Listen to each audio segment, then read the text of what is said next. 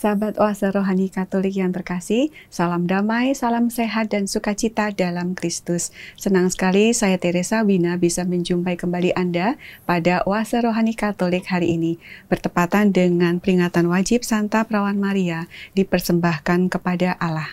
Bersama-sama kita akan mendalami iman kita melalui bacaan-bacaan harian dengan dibimbing oleh Romo-Romo yang berkarya di Keuskupan Agung Jakarta. Dan kali ini kita akan dibimbing oleh Romo Diosesan Thomas Ulun Ismoyo. Romo Ulun, terima kasih sudah hadir, Romo. Terima kasih, Bu Wina.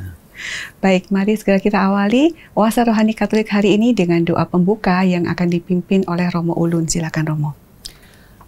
Dalam nama Bapa dan Putra dan Roh Kudus. Amin.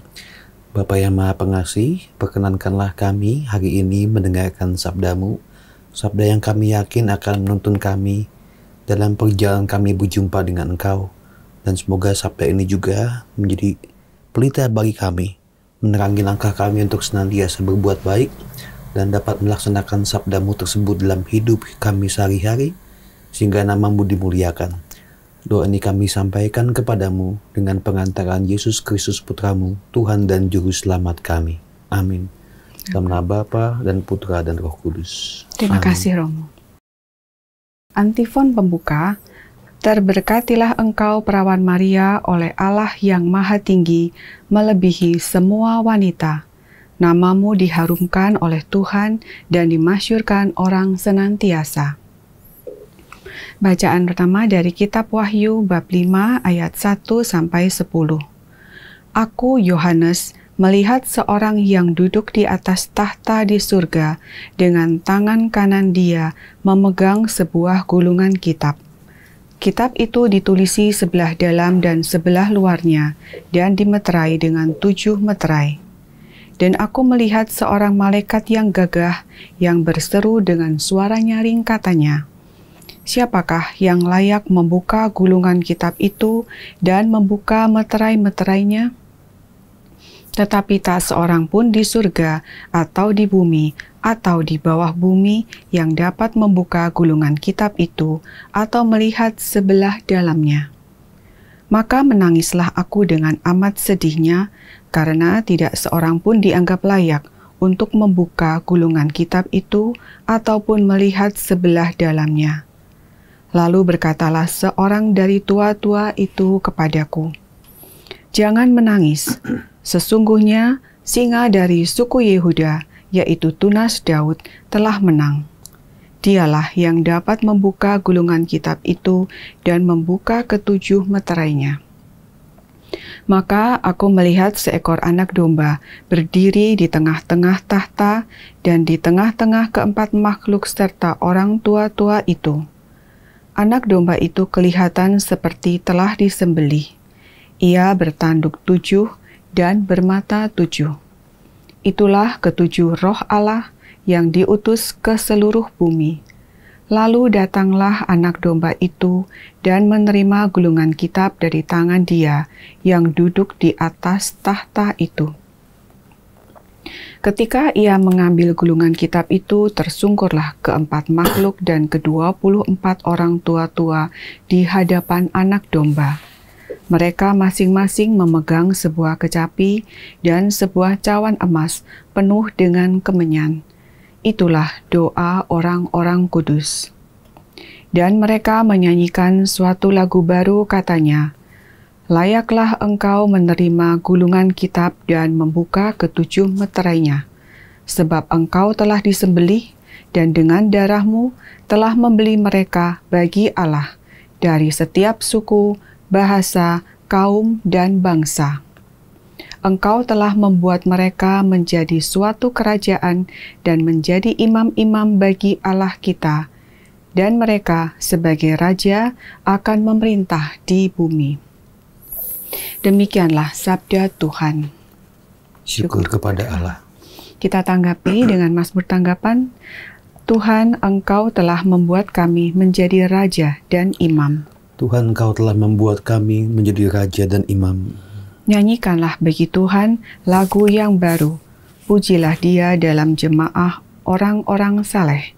Biarlah Israel bersukacita atas penciptanya, biarlah Sion bersorak-sorai atas raja mereka. Tuhan, Engkau telah membuat kami menjadi raja dan imam. Biarlah mereka memuji-muji namanya dengan tarian, biarlah mereka bermazmur kepadanya dengan rebana dan kecapi. Sebab Tuhan berkenan kepada umat-Nya, Ia memahkotai orang yang rendah hati dengan keselamatan. Tuhan, Engkau telah membuat kami menjadi raja dan imam. Biarlah orang saleh beria-ria dalam kemuliaan. Biarlah mereka bersorak-sorai di atas tempat tidur. Biarlah pujian pengagungan Allah ada dalam kerongkongan mereka. Itulah semarak bagi orang yang dikasihi Allah. Tuhan, Engkau telah membuat kami menjadi raja dan imam. Sahabat Oase Rohani Katolik yang terkasih, mari kita siapkan hati untuk mendengarkan Injil suci. Silakan.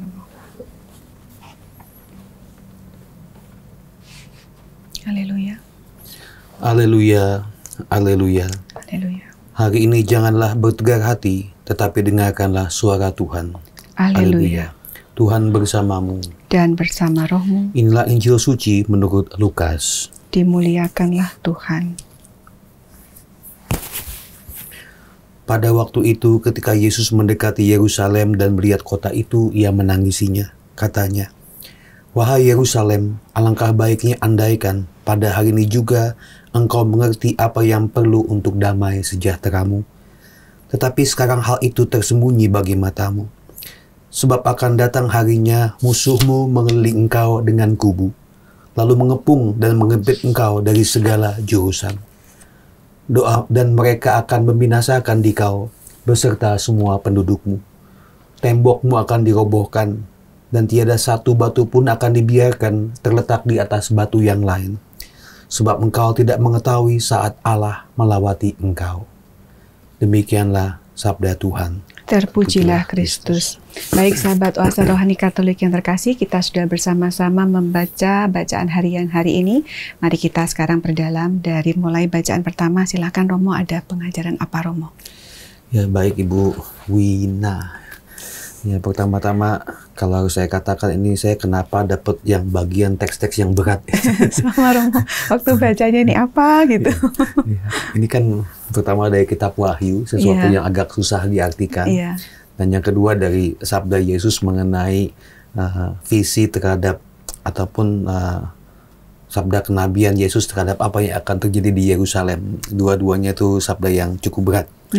Tapi kita akan melihatnya mungkin dalam perspektif yang berbeda, dan saya yakin Allah senantiasa berbicara melalui sabdanya dalam hidup kita masing-masing.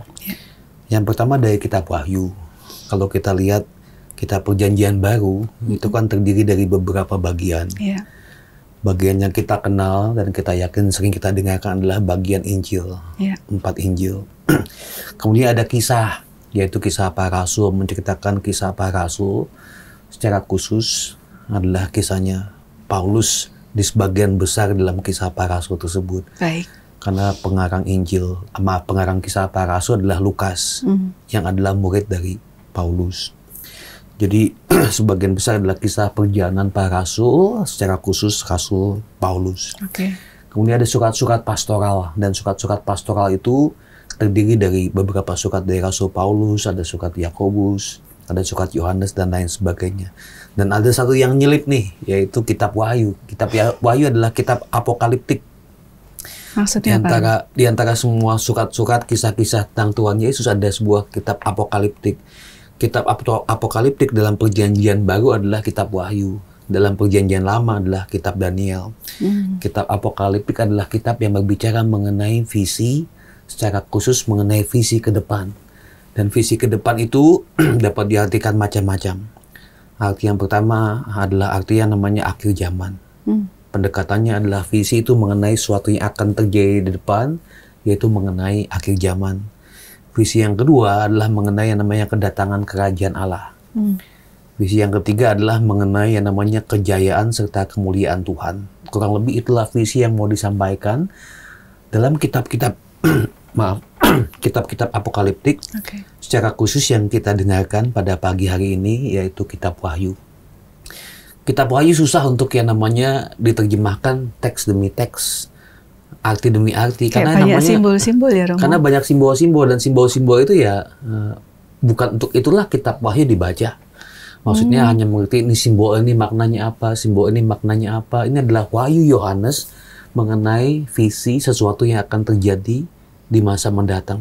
Misalnya kita lihat dalam teks ini mengenai gulungan kitab. Apa itu gulungan kitab? Itu sesuatu yang biasa terjadi dalam konteks jemaat Yahudi pada zaman itu. Kitab itu kan dibaca dalam sebuah gulungan. Nah, kalau kita ingat ketika Yesus di rumah ibadat di tempat ia dibesarkan, Nazaret, itu kan membuka gulungan kitab, dan yang dia buka adalah gulungan kitab dari Nabi Yesaya. Maka gulungan kitab adalah sesuatu yang sangat biasa, menunjukkan bahwa ini adalah sabda Allah. Dikatakan dalam teks ini tidak ada satupun yang dapat membukanya, siapapun tidak ada yang bisa membukanya, dan mereka pun sedih. Karena tidak ada dari gulungan kitab ini yang mampu membukanya. Ibaratnya kitab yang amat sangat susah dibuka. Jadi bagus ya kalau kita lihat ada niat untuk membuka. Kalau kita kan kadang-kadang buka kitab suci kan juga jarang gitu. Jadi mudah-mudahan kita ini karena kitab suci mudah dibuka, kita gulungan kitab sekarang sudah tidak dalam bentuk gulungan, dalam bentuk buku, kita mudah membukanya. Mudah-mudahan ada kemauan dari kita untuk membuka gulungan kitab tersebut. Lalu kemudian ada suara seorang dari tua-tua mengatakan yang menarik pertama-tama. Sesungguhnya singa dari suku Yehuda, yaitu tunas Daud, telah menang. Dialah yang dapat membuka gulungan kitab itu dan membuka ketujuh menterainya. Siapakah ini?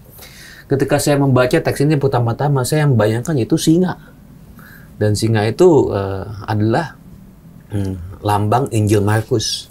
Karena singa itu adalah hewan yang melambangkan padang gurun. Karena kitab Injil Markus dibuka dengan bacaan ada suara yang berseru-seru di padang gurun, luruskanlah jalan bagi Tuhan. Saya menunggu kisah mengenai singanya. Lalu kemudian tunas Daud. Tunas Daud berarti kan ya keturunan Daud, keturunan raja. Singa, keturunan raja. Ini siapakah dia? Kita masih menunggu dia. Dalam teks kitab Perjanjian Lama itu ya menunjuk pada yang namanya sosok pewahyuan tersebut terpenuhi dalam pribadi, yaitu Bunda Maria. Tapi dalam pewahyuan Yohanes hari ini itu mau mengungkapkan bahwa yang dapat membuka gulungan kitab, jika gulungan kitab itu dimaknai sebagai sebuah visi mengenai akhir zaman, kerajaan Allah yang hadir maupun Allah yang berjaya, maka ini hanya dapat dibuka oleh yang namanya keturunan raja. Keturunan raja berarti kan the royal family ya. Kalau keturunan raja berarti punya yang namanya kemampuan sebagai seorang raja. Kita jadi ingat yang namanya beberapa kisah mengenai Yesus menyembuhkan Bartimeus, orang yang buta. Dibacakan dalam kitab suci di bulan Oktober yang lalu. Bartimeus memanggil Yesus sebagai hai anak Daud. Kasihanlah aku. Ketika yang namanya dia memanggil Yesus sebagai anak Daud, keturunan Daud, Bartimeus mengatakan Yesus adalah keturunan raja. Raja itu berarti punya kuasa. Punya kuasa untuk mendengarkan dan untuk melakukan apa yang rakyatnya itu mohonkan. Jadi adalah yang namanya visi mengenai ataupun pemahaman seseorang mengenai raja berarti punya kuasa. Dan kuasanya mudah-mudahan dipahami sebagai kuasa yang positif, yaitu kuasa melayani. Bukan kuasa bagi-bagi jabatan, bukan kuasa untuk memerintah dengan kejam. Memerintah dengan kejam, bukan kuasa hanya untuk melanggengkan kekuasaannya, keluarganya, kerabatnya, partai-partai yang mendukungnya, bukan, tapi kuasa untuk mendengarkan bahkan orang yang paling lemah, orang buta di pinggir jalan Bartimeus. Maka kalau kita kembali ke kitab Wahyu ini, maka yang dapat membuka itu adalah orang yang punya namanya kualitas sebagai seorang raja. Ini kita berhenti dulu di sini. Tapi kemudian di teks-teks selanjutnya, ternyata yang membuka itu bukanlah singa, tapi adalah anak domba. Anak domba yang sudah disembelih pula. Yang katanya sudah disembelih. Maka ada figures ataupun image, gambaran yang berbeda. Pertama singa, saya menunggu-nunggu mengenai singa. lalu yang muncul kemudian tiba-tiba anak domba. Gitu. Bagaimana cara mengartikannya? Ya namanya kitab apokaliptik, tidak bisa diartikan. Nanti saya akan bertanya kepada yang namanya penulis kitab Wahyu ketika di surga nanti. Saya ketemu dia, saya mau nanya kok singanya tiba-tiba hilang gitu. Tiba-tiba munculnya. Bikin Alkitab susah amat gitu ya. Saya baca bingung nih. Misalnya yang nulis adalah Rasul Yohanes. Saya mau tanya kok tiba-tiba singanya hilang, munculnya anak domba. Gitu. Mungkin Yohanes akan menjawab ya namanya juga kitab apokaliptik gitu ya. Narasinya bisa berubah, bisa berbeda. Ada yang namanya keempat makhluk dan lain sebagainya. Ini adalah yang namanya gambaran mengenai visi terhadap sesuatu yang akan terjadi di akhir zaman. Dan menarik mengenai gambaran mengenai anak domba. Anak domba adalah kas yang namanya sebuah ataupun dapat digambarkan terasosiasi dengan yang namanya persembahan di bait Allah. Anak domba. Mereka mempersembahkan kurban bakaran yang sangat biasa terjadi sebagai tanda syukur kepada Allah, persembahan kepada Allah. Walaupun secara dalam kitab suci yang kita juga mendengarkan yang ku kendaki adalah belas kasihan lebih daripada kurban bakaran.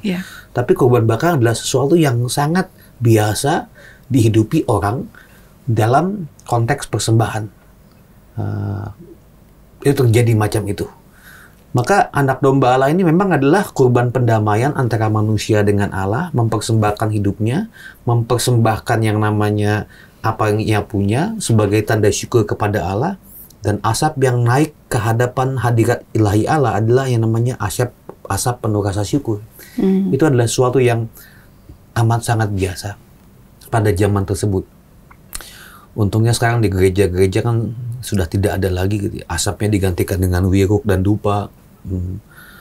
Penyembelihan anak domba, tanda syukur diletakkan di luar liturgi, tapi berasal pada yang namanya sebuah keyakinan bahwa ini adalah kurban yang mendamaikan manusia dengan Allah sebagai tanda syukur dari manusia ke Allah yang terus memberkati. Dan anak domba itu dalam konteks perjanjian baru tidak bisa tidak. Kalau kita pun mendengarkan kata anak domba, asosiasi kita adalah kepada Yesus Kristus. Bahwa Yesus Kristus disalib, ketika ia disalibkan, ia bertindak sebagai imam altar dan kurban. Dia bertindak sebagai pihak yang melaksanakan peristiwa pengorbanan tersebut, meja persembahannya, dan dia sekalipun adalah yang namanya kurban karena dialah yang mempersembahkan dirinya untuk kita.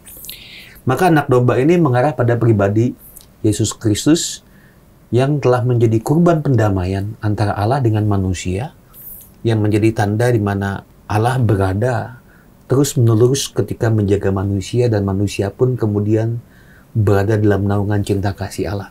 Inilah yang namanya tidak bisa tidak ketika kita berbicara mengenai anak domba dalam konteks iman dan pengajaran serta tradisi kitab suci.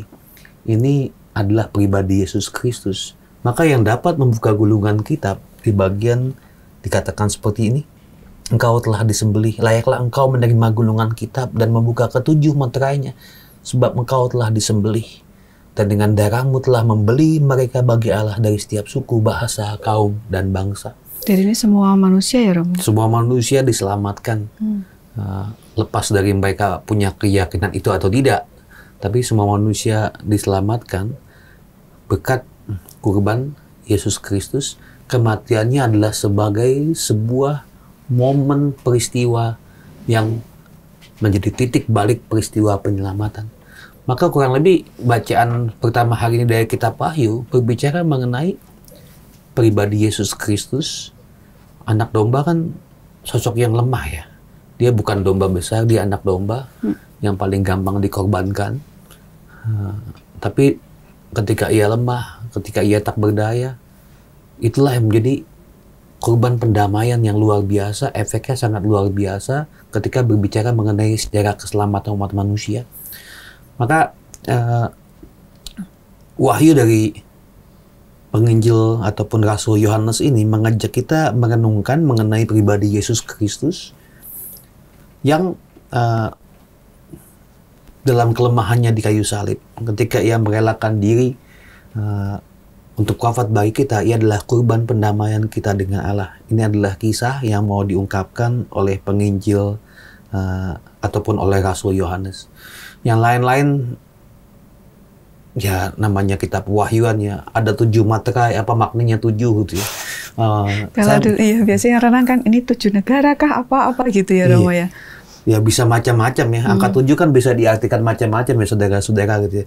Orang Jawa kan mengatakan 7 kan kata pitu gitu ya. Pitu kan pitulungan, pertolongan gitu ya. 7 itu juga katanya angka sempurna gitu ya. Karena kisah penciptaan dan hari ke-7 Allah berhenti beristirahat dan lain sebagainya gitu ya. Tapi dalam konteks ini ya kita tidak terlalu fokus pada angka 7, lalu kemudian ada berapa 4 orang tua-tua itu, ke-24 orang tua-tua itu siapa? Tapi gulungan kitab yang tidak bisa dibuka, kalau itu adalah Allah yang bersabda, akhirnya dibuka dengan kehadiran dan pengorbanan Yesus Kristus di salib. Seperti itu, Bu. Terima kasih Romo.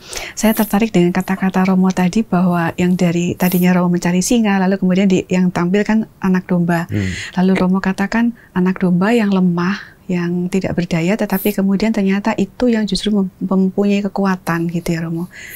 Kalau kita boleh kita terapkan dalam kehidupan kita sehari-hari sekarang, apakah berarti kalau kita merasa sedang di titik yang terendah atau sedang aduh kok kayaknya tidak bisa gitu, itu apakah lalu kita ingat oh iya ya Yesus aja juga lemah gitu ya Romo?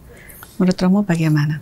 Ya saya melihatnya demikian ya, singa kan kuat, raja hutan katanya. Berhadapan dengan anak domba ini kan nggak apple to apple, nggak nyambung, dimakan pasti. Tapi Yesus Kristus merelakan diri, membiarkan dirinya disalib. Saya yakin Yesus tuh maha kuasa, luar biasa. Dia mau keluar dari salib, dia mau turun juga pasti bisa.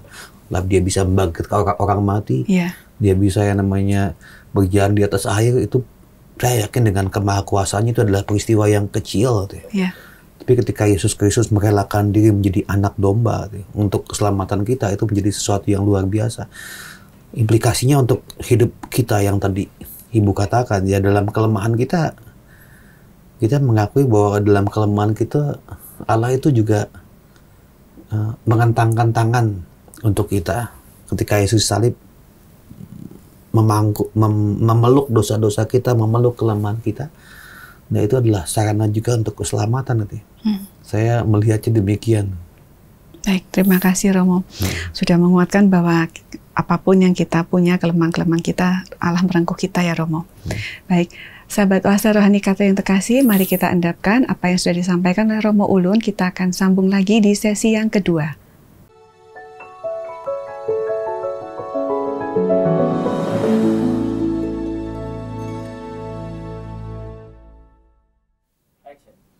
Sahabat Oase Rohani Katolik yang terkasih, terima kasih Anda masih setia mengikuti Oase Rohani Katolik hari ini bersama dengan Romo Diosesan Thomas Ulun Ismoyo dan saya Teresa Wina. Bagi Anda yang ingin menyampaikan pesan ataupun ada masukan yang lain, silakan di email ke orkaj2021@gmail.com atau ke WhatsApp nomor 08810251334338. Baik Romo Ulun, silakan dari yang bacaan Injil ada pengajaran apa nih Romo?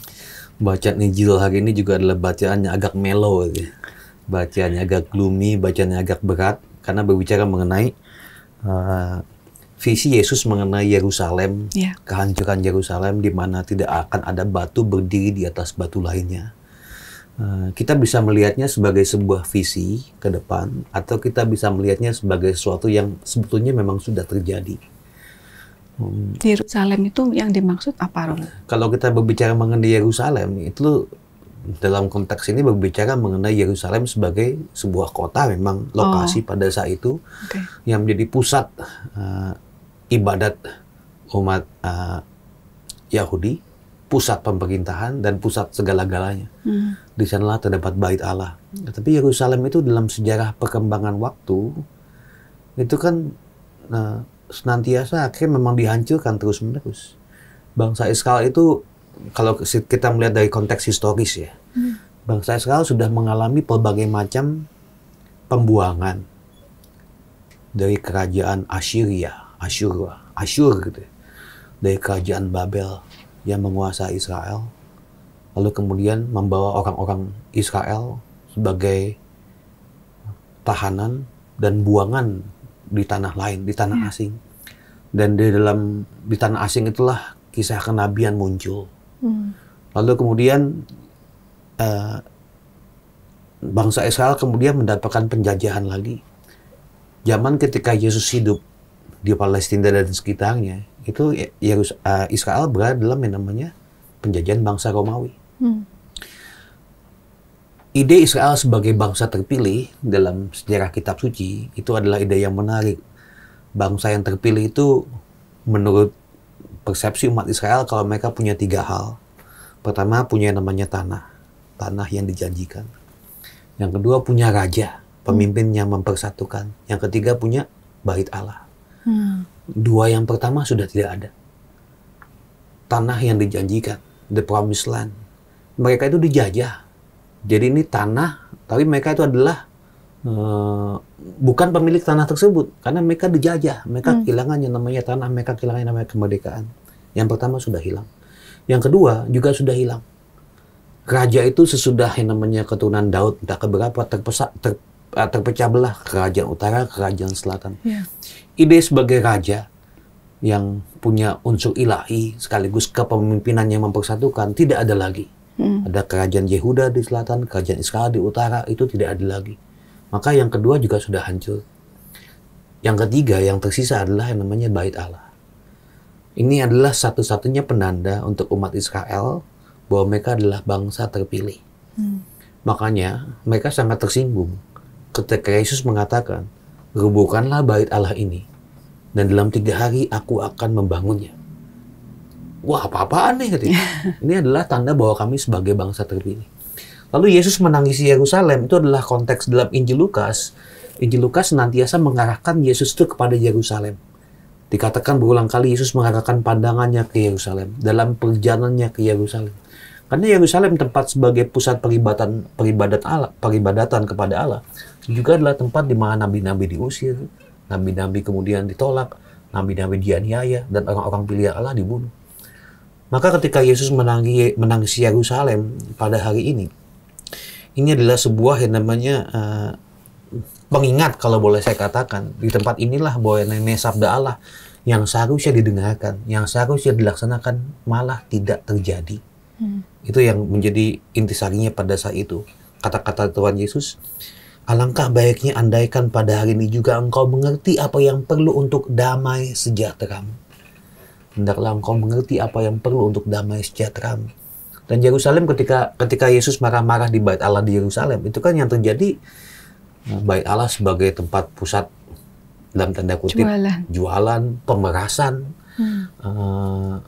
orang monopoli harga, padahal orang mau beribadat dan lain sebagainya. Dan itu tidak untuk damai sejahtera umat Israel pada umumnya, tapi keuntungan sebagian orang pada zamannya. Maka ini adalah sebagai sebuah, Yesus telah mengkritik pimpinan-pimpinan agama pada zaman tersebut berulang kali. Bukan pribadinya, bukan kesalehannya, tapi kemunafikannya, bagaimana mereka tidak tahu apa yang perlu untuk damai sejahtera umat pada umumnya. Dan yang kedua, ini adalah yang namanya kisah yang mau saya katakan, inilah pada tahun 70, Yerusalem itu kan dihancurkan oleh tentara Romawi, diluluh lantakkan oleh tentara Romawi, dan mereka kemudian tercerai-berai. Maka bisa dilihat sebagai sebuah konteks historis apa yang sudah terjadi, tapi ini adalah sebagai sebuah konsekuensi bahwa namanya ketika orang tidak mengerti apa yang perlu untuk damai sejahteranya, ini bisa terjadi. Bacaan ini bukanlah bacaan yang buat saya menakut-nakuti, mencekam. "Hai umat katedral, engkau tidak mengerti apa yang perlu untuk damai sejahteramu," gitu. Itu malah menakutkan gitu. "Hai umat paroki mana, gitu, engkau tidak mengerti apa yang yang perlu untuk damai sejahteramu, maka kamu akan diruntuhkan, tidak ada batu terletak di atas batu lainnya," tidak. Gitu. Saya melihat iman kita itu tidak pernah boleh didasarkan atas rasa takut. Boleh kita hanya takut kepada Allah. Oke, betul ya, kita hanya takut kepada Allah. Tapi iman kita dilandaskan pada yang namanya sabda Tuhan Yesus yang senantiasa menuntun. Dan bacaan hari ini buat saya dalam bacaan Injil menuntun kita agar kita mengerti apa yang perlu untuk damai sejahtera kita. Sehingga kehancuran yang dirasakan oleh umat pilihan Allah pada zamannya tidak terjadi. Bukan pertama-tama kehancuran fisik, kedatangan penjajah, bukan kehancuran material, tapi kalau boleh dikatakan kehancuran iman, kehancuran kekerabatan, kehancuran rasa aman dan nyaman di dalam gereja. Marilah kita bersama-sama belajar mendengarkan suara Tuhan bersama-sama supaya kita mengerti apa yang perlu untuk damai sejahtera kita, yaitu kesatuan dengan Tuhan Yesus, dan kesatuan dengan sesama. Kan di Israel, di Yerusalem banyak friksi, banyak golongan, banyak aliran, mementingkan diri sendiri, menyalahkan orang yang sakit sebagai pendosa, lalu kemudian mengucilkan orang-orang yang jauh dari mereka. Ini bukan ciri-ciri bangsa pilihan. Ini bukan ciri-ciri bangsa pilihan Allah, tapi ini adalah ciri-ciri orang yang mementingkan diri sendiri, saya benar, kamu salah.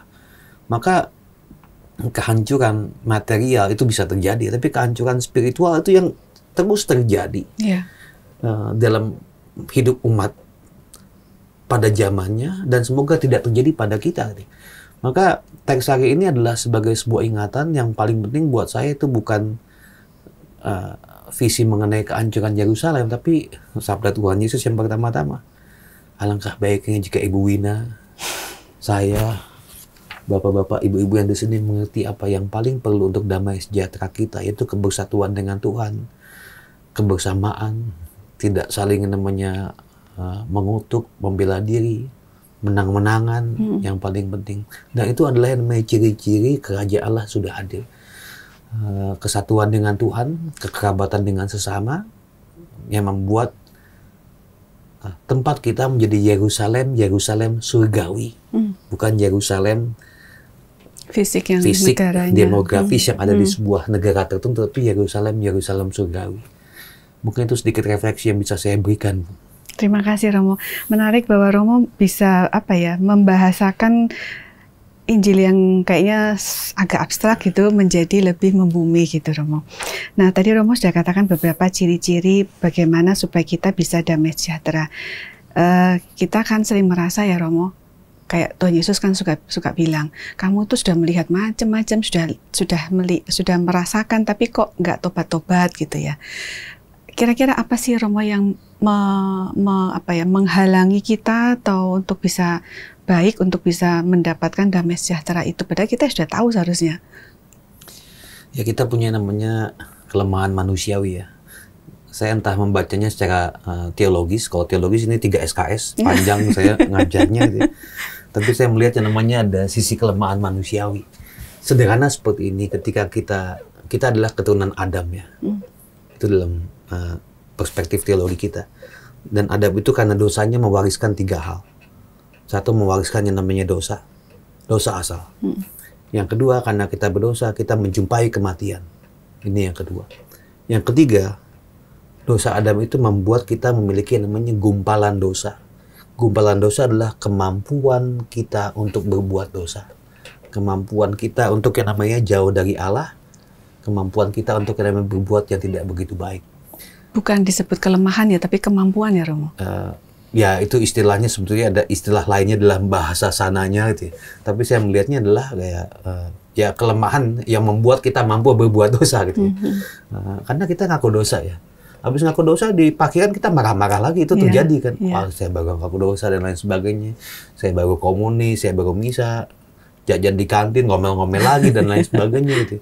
Ya saya merasakan tapi satu hal yang saya syukuri adalah Tuhan mencintai kita apa adanya gitu. Tuhan ketika memanggil rasul-rasul sebagai murid-muridnya, Ia tidak mengubah mereka menjadi malaikat. Murid-muridnya kan dipanggil, Yesus berdoa semalam-malaman sebelum memanggil murid-muridnya, berdoa semalam-malaman loh. 12 orang. Satu mengkhianati dia, satu menyangkal, satu nggak percaya. Yang lain berantem, siapakah yang terbesar di antara para murid. 2 orang datang kepada Tuhan Yesus, boleh nggak kami di sebelah kanan kamu dan sebelah kiri kamu? Satu mau jadi Perdana Menteri, satu mau jadi Menteri Keuangan, dan lain sebagainya. Pas disalib, yang ada cuma 1. Iya, dan 3 perempuan. Murid-murid Yesus seperti ini gitu. Tapi yang saya syukuri Tuhan Yesus mencintai kita apa adanya. Gitu. Dan marilah dalam perjalanan hidup rohani kita gitu ya. Kita maju 1 langkah, mundur 4 langkah, yang penting mau maju lagi gitu ya. Karena ini bukanlah usaha kita sendiri, tapi bersama-sama dengan Allah. Jadi ya alangkah baiknya jika kita mengerti apa yang perlu untuk damai sejahtera kita gitu ya. Baca kitab suci gitu ya. Doa tiap hari. Dan doa saya sederhana, Bu Wina. Kalau saya boleh berbagi, doa saya setiap pagi sederhana. Terima kasih untuk hidup ini. Semoga hari ini saya banyak berbuat baik ya Tuhan. Kalaupun saya nggak berbuat baik, entah karena kelemahan saya, sengaja maupun nggak sengaja, semoga nggak banyak-banyak. Itu doa saya sederhana. Semoga hari ini saya banyak berbuat baik. Gitu. Mungkin agak dikuantify, dihitung gitu. Semoga saya berbuat baik, banyak berbuat baik. Dan kalau saya sampai nggak berbuat baik, entah karena kesengajaan ataupun ketidaksengajaan, semoga jangan banyak-banyak. Gitu. Itu doa saya setiap pagi gitu ya. Paling itu yang bisa saya berikan. Baik, terima kasih Romo. Boleh Romo kasih kesimpulan benang merah dari bacaan pertama dan bacaan Injil sebelum kita tutup? Bacaan pertama dan bacaan Injil kan berbicara mengenai visi sesuatu yang akan terjadi. Yohanes dengan kitab pewahyuannya, Yesus dengan visinya terhadap Yerusalem. Tapi itu semua disatukan dengan satu gambaran yang sama, adalah gambaran Allah yang menyelamatkan. Bahwa dalam bacaan pertama, anak domba itu adalah anak domba yang dengan kurban darahnya itu menyelamatkan. Bacaan Injil, Yesus Kristus akhirnya adalah sang anak domba yang wafat juga di Yerusalem, diserahkan di Yerusalem, dan dengan penyerahan dirinya, merelakan dirinya, dia menjadi penyelamat untuk kita semua. Maka kita tidak pernah sendirian menghadapi ketakutan, menghadapi gambaran mengenai masa depan yang kadang-kadang menyeramkan, kadang-kadang penuh dengan ketidakpastian. Ya. Karena Tuhan Yesus tuh hadir dan ada bersama dengan kita. Baik, terima kasih Romo sudah menguatkan bahwa Allah selalu mencintai kita, mengiringi kita ya Romo. Baik, mari segera kita tutup Oase Rohani Katolik hari ini dengan doa penutup yang akan dipimpin oleh Romo. Silakan Romo. Dalam nama Bapa dan Putra dan Roh Kudus. Amin. Bapa yang Maha Pengasih, syukur kepadamu untuk kesempatan di mana kami boleh mendengarkan sabdamu. Semoga kami tidak hanya mendengarkan, tapi kami juga melaksanakannya. Semoga kami dengan bantuan Roh Kudus-Mu mengerti, semakin memahami, dan dapat melaksanakan apa yang perlu untuk damai sejahtera kami, karena Engkau sendiri hadir. Kami mohon berkat-Mu ya Tuhan, untuk kami semua yang pada hari ini duduk mendengarkan sabdamu. Semoga kami senantiasa dilimpahkan dengan kasih kuasa Tuhan, diperkuat dengan rahmat Roh Kudus, dan senantiasa dilindungi dalam perjalanan hidup kita. Tuhan bersamamu dan bersama rohmu. Berkat Allah melimpah untuk kita semua, dalam nama Bapa dan Putra dan Roh Kudus. Amin. Romo, terima kasih sekali lagi. Semoga Tuhan memberkati semua tugas dan pelayanan Romo. Baik, kita ucapkan juga terima kasih kepada segenap pimpinan, pengurus, dan tim teknis Oase Rohani Katolik yang sudah mendukung hingga acara ini bisa berlangsung dengan lancar. Kepada semua sahabat Oase Rohani Katolik, terima kasih untuk kesediaan Anda. Kita akan jumpa lagi di edisi yang mendatang. Salam sehat dan sukacita dalam Kristus. Terima kasih.